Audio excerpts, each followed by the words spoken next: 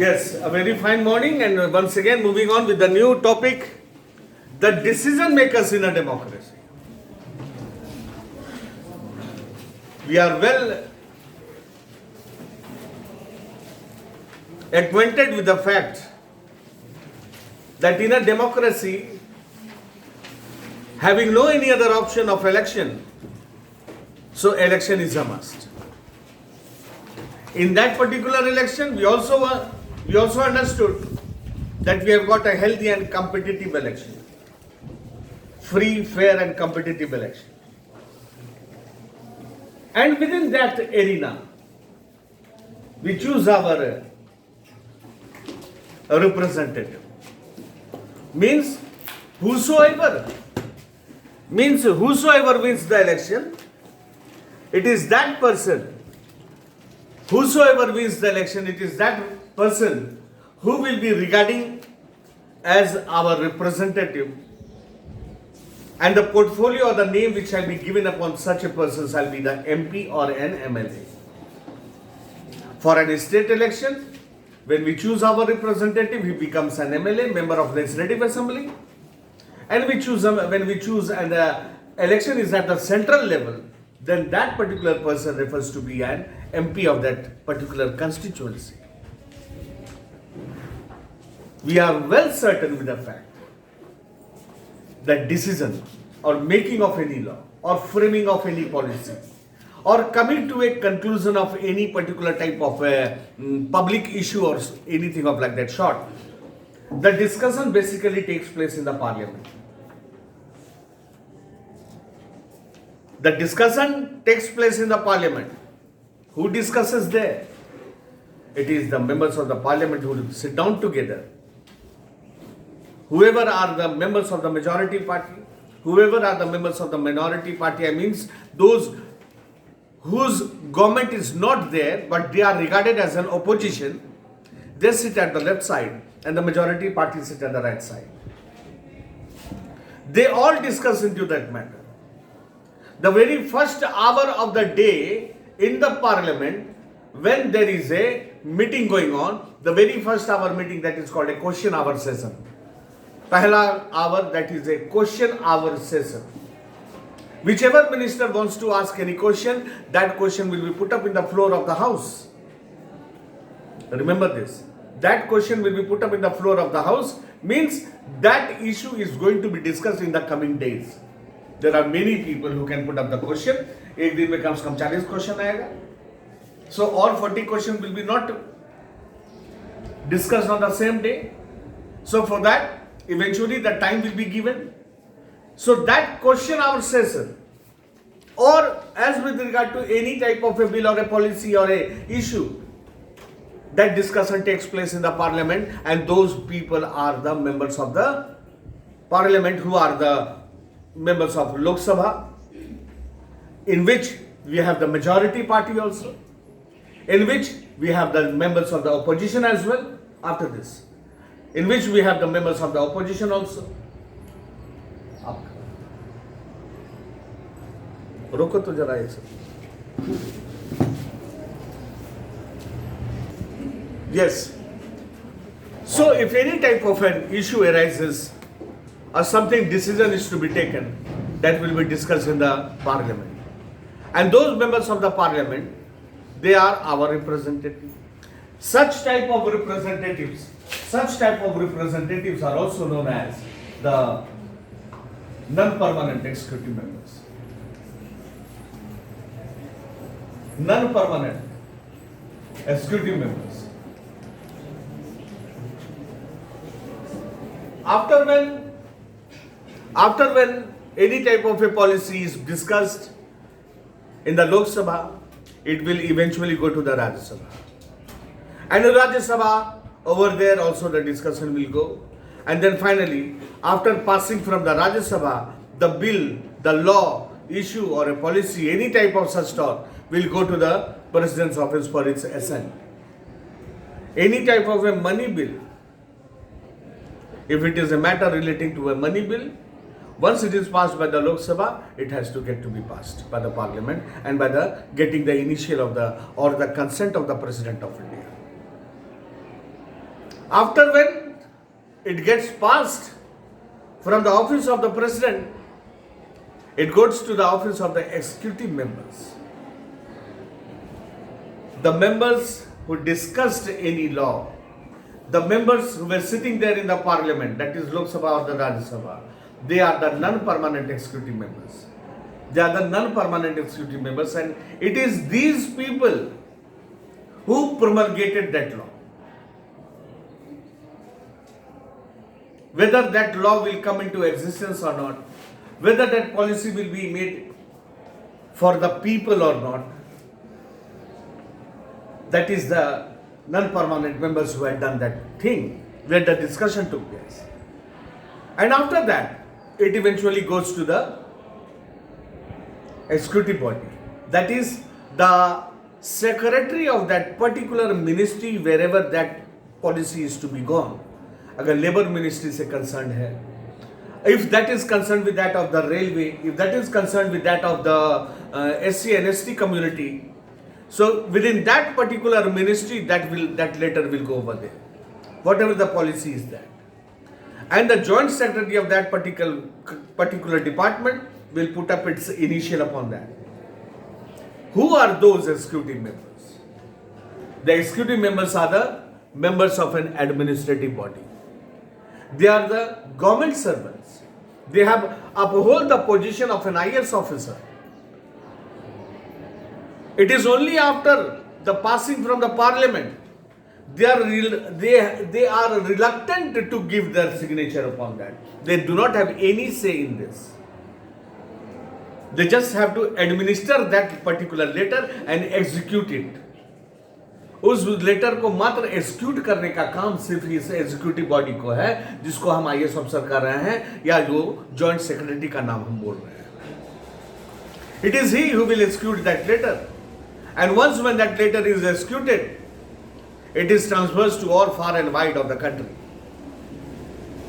Within each district, it will go to that particular capital of that place of India, and that capital place will distribute that letter into the districts of that place.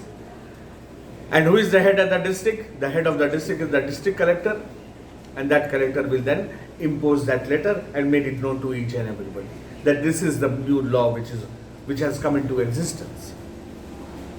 So by that way, we understand that the decisions are taken.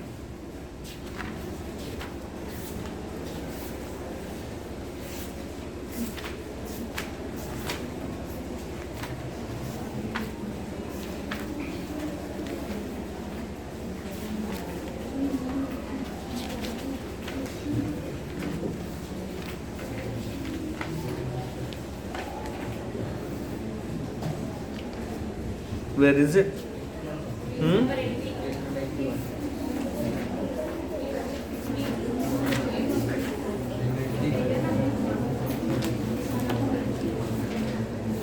You have already read in the previous class about some of them. Let us go to some of the main points that you covered. President is the head of the state and is the highest foreign authority in the country. It is the president which is the highest head of the country. Secondly, Prime Minister is the head of the government and actually exercises all government powers. He takes most of the decision in the cabinet meeting. It is the members of parliament who sit down together and carve at an understanding, and they, after making such law, that will move on to the second channel, that is the Rajya Sabha. What is the function of the Prime Minister over there? The function of the Prime Minister is that he is just a governing authority. It is the members who are in support of this Prime Minister, I mean to say the cabinet ministers and several other council of ministers, they will have to go with hand to hand together with the Prime Minister. Whatever the Prime Minister says, the members will have to do with that. And if the Prime Minister denies, then the same cabinet minister will also have to deny that. Because they are going in hand to hand together. That support you will find that is there within themselves. So ultimately, it is the government which is in governance by the Prime Minister of the country, he comes up with the power to make the decision making of anything. Parliament after that consists of the two houses. The very first one is the Lok Sabha and another one is the Rajya Sabha. Lok Sabha is the house of the people and Rajya Sabha is the house of the elderlies. Lok Sabha consists of maximum of 550 members and the Rajya Sabha consists of 250 members.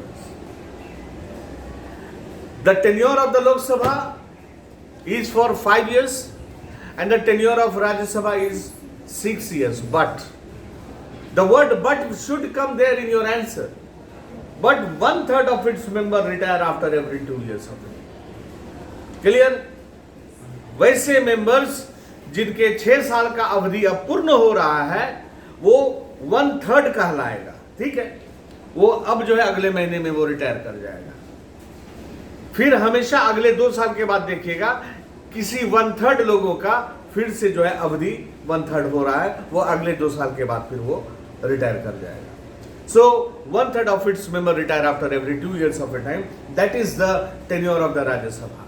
So this parliament consists of the two houses, the Lok Sabha and the Rajya Sabha. The Prime Minister must have the support of the majority of Lok Sabha members. So were all these people involved in the decision making. So these all people, that is the Lok Sabha and the Rajya Sabha, all these two members, the members of these two houses were involved in the decision making, of which the Prime Minister is the head. Prime Minister is not the head of the Rajya Sabha. He is the head of the Lok Sabha. The ex-officio chairman of the Rajya Sabha is the Vice President of India. And who happens to be the ex-officio chairman? Who is the chairman of the Lok Sabha? It is the Speaker of the House. It is the Speaker of the House who is the chairperson of the Lok Sabha. So, what do we find is that any type of a matter will be discussed in the parliament. That parliament consists of Lok Sabha and the Rajya Sabha. And it is these members who had took an active part in decision making. This office memorandum, example जो हम लोग पढ़ रहे थे reservation bill के बारे में, this office memorandum was the culmination of a long chain of events. Yes, अनेकों तरह के इवेंट्स से ये घिरा हुआ था. This office memorandum. The government of India had appointed the second backward commission in the year 1979, Mr. B.P. Mandal. The government of India during the Congress regime 1978 asked Mr. B.P. Mandal, the member of the SC/ST community and the OBC, he asked him to submit the report, and the report was finally submitted in the year 1979. During the period of the Congress regime, in 1982 there was election. 1982, again Congress party came into power, but as with regard to this report was concerned, that was not discussed. It was a matter of political affair. The ruling party was understanding. थोड़ा सा भी छेड़ेंगे कुर्सी गया हाथ से. Why? Because it was deliberately touching the feelings of higher class, lower class, middle class, and each and every. That is why the political leaders, they were also well settled. It was well settled in their mind that we need not to poke that issue.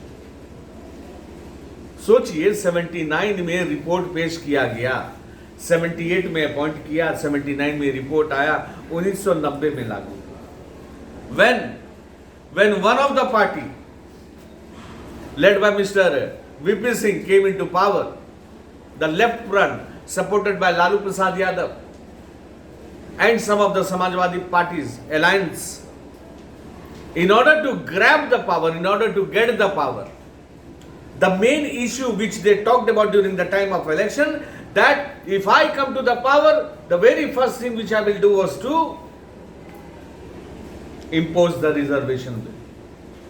Means guaranteeing 27% of seats to the OBC classes. Hearing such words, the people voted that party into power. The party came in majority. And then, after coming into majority, they had no other rasta, they had no any other option left but to stand firm in the minds of the people. They had to do it. And so, in the year 1989 and 90, the government had to proclaim that, and that became adherent. Means, उस चीज को लागू करना पड़ा. और करने के बाद, what events took place? There were molestations, there were demonstrations in all the nook and corner of the country by the students and so on, because it was hampering it was going to hamper the career of the students. That is why there was a mob violence in all over the country. Anyhow or the other, the administration materialized, but still there was lots of loss of lives on the roads. That is the molestations committed and the suicides committed by the students. Judiciary came up, and then the cases were filed. You cannot ignore anybody, because it is a matter of a fundamental right. It was matter of writ. So people filed a number of cases, and the name of that case was named as वो जो bundle बांध के रखा और तमाम case को एक बार में ही निपटारा कर दिया. And the name of that case, something like it's mentioned in your book with that name. And then finally it was concluded, and Supreme Court interfered into the matter and gave its verdict that whichever persons are the creamy layers within the OBC, whichever persons are residing in the creamy layer, such persons will be deprived of the reservation, and otherwise it shall remain the same. So just a formal type of amendment was made by the Supreme Court कि वैसे लोग जो OBC में बिल्कुल ढनाटे हैं, बिल्कुल अच्छे हैं, जिनको कोई चीज की कमी नहीं है, जिसको हम हिंदी में मलाई परत का नाम देते हैं, क्रीमी लेयर, उन लोगों को हटा दिया जाए. बस इतना ही संशोधन किया supreme court. And finally the matter was referred and it became a law, which is still existing. There was disturbance at that time, and this is a universal fact. यह एक यूनिवर्सल फैक्ट है कि शुरू का दर्द कुछ ज्यादा घातक लगता है, अब बाद में धीरे धीरे आदमी उस चीज को एडॉप्ट कर लेता है. इसीलिए शुरू में मॉब वायलेंस हुआ, शुरू में मोटिवेशंस हुए, डिमॉन्स्ट्रेशंस हुए, बहुत तरह का सुसाइडल केसेस सुनने को मिला. लेकिन आज 30 साल गुजर चुका, मामला शांत हो गया, लोग यूज्ड टू हो गया, वो समझने लग गए कि चलो भाई हम 650 लाएंगे तब ना डॉक्टर बनेंगे. तो अपना वो औकात पहले ही वो देख लेता है कि हम 6.5 के लायक हैं कि. OBC category, SC ST category, वह भी अपने आप को आंख बंद करके देखता है, नहीं कम से कम हम 275 का आंकड़ा हम पार कर सकेंगे कि नहीं मार्क्स लाने. अगर वो समझता है कि नहीं NIT में हम ला सकते हैं, तो अपना फॉर्म भरेगा. और कुछ लोग ऐसे हैं जो उस चीज के रिजर्वेशन कैटेगरी में नहीं है.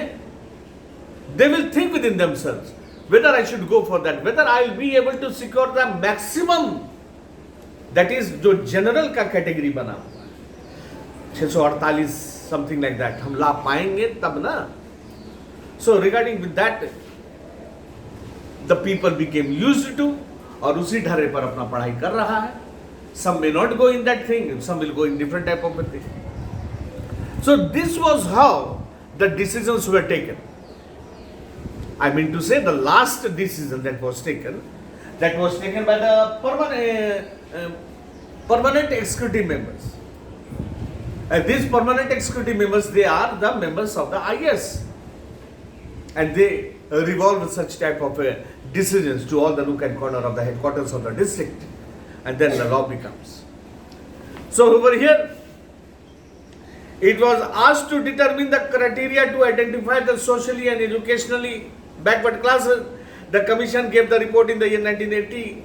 One of these was that 27%, जो मैंने बताया, 27% of seats must be given to the socially educationally backward class, and the report and recommendation were discussed in the parliament. In this election manifesto, Janata Dal came to power. So each and everything I have discussed right now, that Mr. B.P. Mandal gave its report, and after the submission of the report, the matter was sent in the cooling box for 10 years. And after 10 years, Mr. V.P. Singh, who came with the alliance with the Janata Dal and several other parties, they had to discuss with that. They had no option. Why? Because they had made a promise to the people by and large that if I come to power, I am going to implement the reservation bill. And finally, the reservation bill was implemented. Now somebody will ask me the question, sir, is this reservation bill for how many years? This was basically meant for 70 years of a time. And that 70 years of a time, during the time of the B.R. Ambedkar, when Ambedkar time, in the provincial legislative council and so on, the matter was discussed, and that ended in the year, that was going to end in the year 1990, on the verge of finishing. But still after that, once again it was raised. Now let us see for how many years it will go on. That is the thing. Anything more which you want to discuss? So decisions are taken by the members of the representative whom we send to the parliament, whom we send to the state legislative assembly. That is, they are the MLAs and the MPs. They take the decision, and finally the decision goes again to the executive body. They are known as the permanent executive. The difference between the permanent executive and the non-permanent executive is that non-permanent executive bodies, they do not hold any type of a government posts. But permanent executive, they avail the government posts. They are the public servant. They are not the public servant, rather they are the public servants, means the government servants, but they are not the public servants. Their tenure is only for the 5 years of a time, but their tenure is around 65 years of age until the age of the retirement. Moreover, as for my view, that permanent executive may become the non-permanent political executive, but this non-permanent political executive will not become the permanent executive. वो अपना नौकरी छोड़ के कल आ सकता है राजनीति के क्षेत्र में, ठीक है। जिस तरह वो आर्मी पर्सनल जो था, जो जनरल बने, जिनकी मौत हो गई, वो पहले आईएएस अफसर था, उसके बाद वो जो नेता बने, आर्मी का कमांडर बना, लेकिन बाद में देहांत हुआ उनका.